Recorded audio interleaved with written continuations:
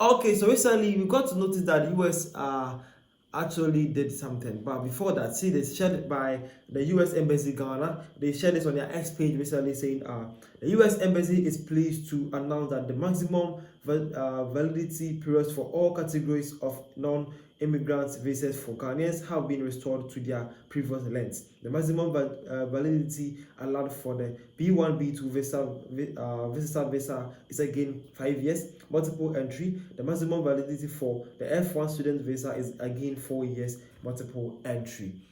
Okay, so basically, US got to suspend some countries with these visa applications, and Ghana happened to be part. But recently, Ghana got when the president and the team visited the UN summit in New York City. The Minister of Foreign Affairs to Ghana actually met with the USA to discuss this issue, and now it has been resolved. Let's see what the minister actually shared on his X page as well. So Sam Okujuto Ablakwa, that is his name though, the Ghana's Minister for Foreign Affairs. He says, big win for Ghana.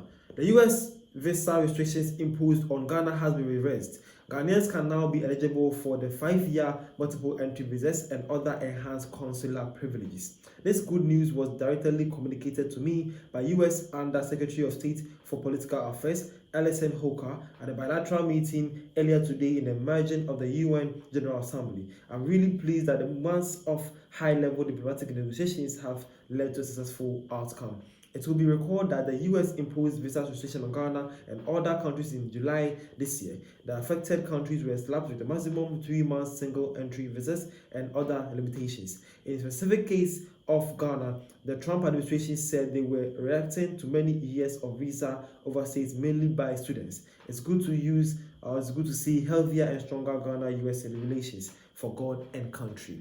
So basically, that's what the Ghanaian Minister for Foreign Affairs also said, and actually acknowledging the fact that, well, it has been reversed for sure, and Ghana is now back to what it was at first, because Ghana faced that from Trump administration from June 2025, but right now it's got reversed. But guess what? This is how the whole conversation comes again.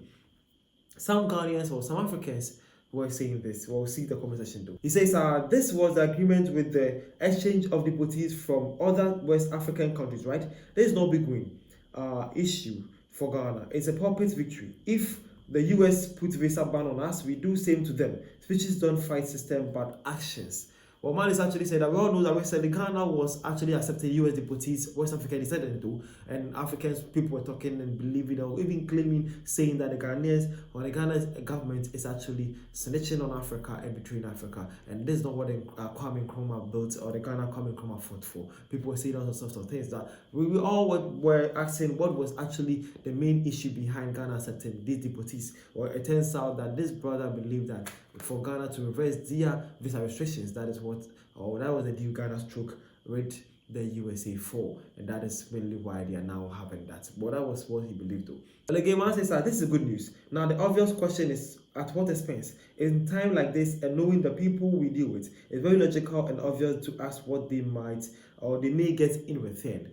Well, that's a very Ghanaian question right there. Again, man says that we have sold our sovereignty, our soul, by being forced to accept so-called West African deportees just so we can have our visa restrictions restored. This is disgraceful for the government we have so much faith in. So basically, Ghanaians were not happy, believing that Ghana government actually selected on Africans to make this a reality. Again, man says that the banter for ECOWAS immigrants really paid off. A few old bloggers got sacrificed for many wannabe bloggers. And lastly, man says, well done. However, the question begs asking, what does the US stand to gain from these negotiations? History tells us as US never considers or considers unless they stand to gain a far greater advantage in the long run. So basically, the Ghanaians were asking to what expense, what or how the Ghana ministry or ministers or Ghana government actually was able to reverse these restrictions. What is so special? Because a lot of the countries that were part are still facing their visa restrictions, but Ghana got them reversed.